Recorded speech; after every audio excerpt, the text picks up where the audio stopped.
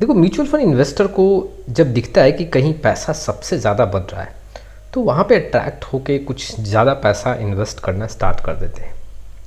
आज के वीडियो में विश्लेषण क्या होगा, पिछले एक साल में कुछ ऐसे फंड्स हैं जो डबल डिजिट का रिटर्न दिए। लेकिन डबल डिजिट का रिटर्न का मतलब ये नहीं है मैं कि 19%, 20% या फिर 10% के ऊपर के रिटर्न की बात कर रहा हूँ। 50% के आसपास का आंकड़ा है। ऐसे फंड्स में पिछले एक साल में पैसा तो काफ़ी बना है और इन्वेस्टर भी काफ़ी ज़्यादा अट्रैक्ट हुए हैं। रेट में देखें तो लगातार ऐसे म्यूचुअल फंड के जो AUM है उसमें चेंजेस देखने को मिल रहे हैं, पॉजिटिव चेंजेस देखने को मिल रहे हैं। और पिछले एक साल में ऐसे म्यूचुअल फंड के जो AUM है उसमें करीबन 60 से 80% के बीच में उछाल देखने को मिला है। अब इन्वेस्टर यहाँ पे धड़ाधड़ पैसा लगा रहे हैं।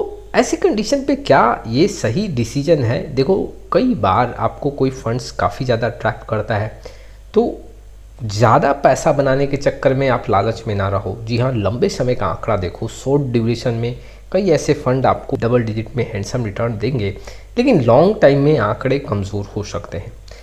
अब जो मैं कुछ फंड्स आपके सामने रखने वाला हूँ उसका पिछले एक साल में अगर आप रिटर्न देखोगे तो काफ़ी सरप्राइज होगे। इक्विटी से भी ज़्यादा पैसा बना है। चलिए वो आंकड़े में आपके सामने रखता हूँ, लेकिन उसके साथ ही साथ मैं ये भी यहाँ पे इंफॉर्मेशन रखूँगा कि आपको क्या नहीं करना चाहिए इस समय, और ऑन द एवरेज कितना रिटर्न ऐसे फंड्स में मिल सकता है लॉन्ग टाइम में, वो भी आंकड़ा में रखूँगा। चलिए शुरुआत करते हैं, लेकिन उसके पहले mutual fund related complete solution चाहिए तो आप हमारे साथ जुड़ सकते हैं। जी हाँ, पोर्टफोलियो रिव्यू और डिज़ाइन को लेके प्रॉब्लम है, डिस्क्रिप्शन बॉक्स में आए डिटेल चेक करें और व्हाट्सअप नंबर के थ्रू आप यहाँ पे जुड़ सकते हैं। सबसे पहले हम बात करते हैं कि कौन कौन से फंड में यहाँ पे रिटर्न काफ़ी ज़्यादा देखने को मिला है। जैसे कि आप स्क्रीन पे देख सकते हो, ये जो गोल्ड फंड है SBI gold fund direct growth, करीबन 48% का रिटर्न है। पिछले ये एक साल का एब्सोल्यूट रिटर्न है।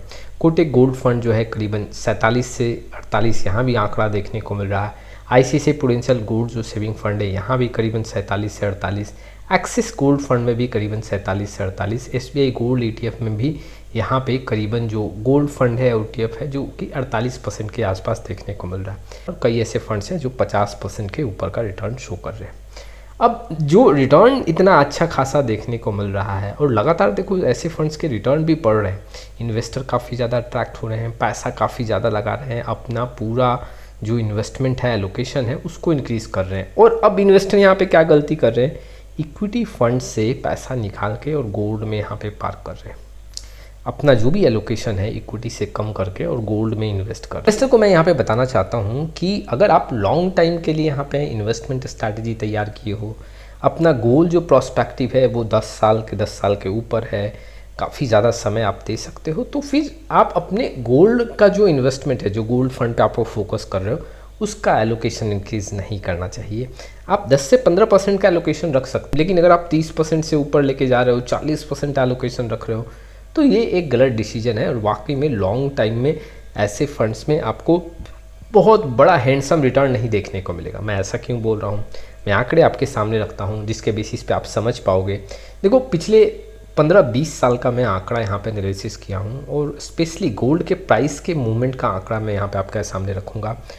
कुछ ऐसे साल रखूँगा जहाँ पे जी हाँ गोल्ड का जो रिटर्न है वो 20-25% से ऊपर मिला है, और 2 साल का कैसा रिटर्न मिला है वो आंकड़े मैं आपके सामने रखूँगा। देखो, 2002 में देखें तो जो गोल्ड का रिटर्न रहा है वो करीबन 23 से 24% का रिटर्न रहा है।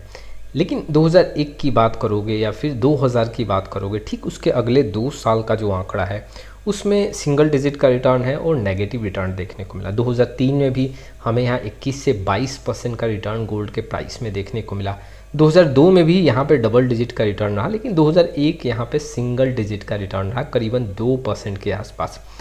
वहीं पे अगर 2006 की बात करोगे तो फिर से यहाँ पे 23 से 24% का रिटर्न देखने को मिला। 2005 भी अच्छा खासा रिटर्न शो किया, लेकिन 2004 में सिंगल डिजिट का रिटर्न यहाँ पे देखने को मिला। 2007 में अगर आप देखोगे तो 31 से 32% का रिटर्न देखने को मिला, जबकि 2006 में भी अच्छा खासा रिटर्न था। 2005 में भी आपको अच्छा खासा रिटर्न देखने को मिला। 2009 की बात करूं तो यहाँ पे 25% के ऊपर रिटर्न था। 2008 में सिंगल डिजिट और 2007 में ठीक अगर आप देखोगे तो वहाँ पे 31 से 32% का रिटर्न देखने को मिला। अगर 2010 की बात करें तो 2010 में करीबन यहाँ पे 30 से 31%, 2009 में भी 25%, 2008 में यहाँ पे सिंगल डिजिट का रिटर्न देखने को मिला। 2020 की बात करूँ तो 25 से 26, 2019 में यहाँ पे 18 से 19 और 2018 में यहाँ पे सिंगल डिजिट का रिटर्न देखने को मिला, वो भी नेगेटिव रिटर्न यहाँ पे देखने को मिला।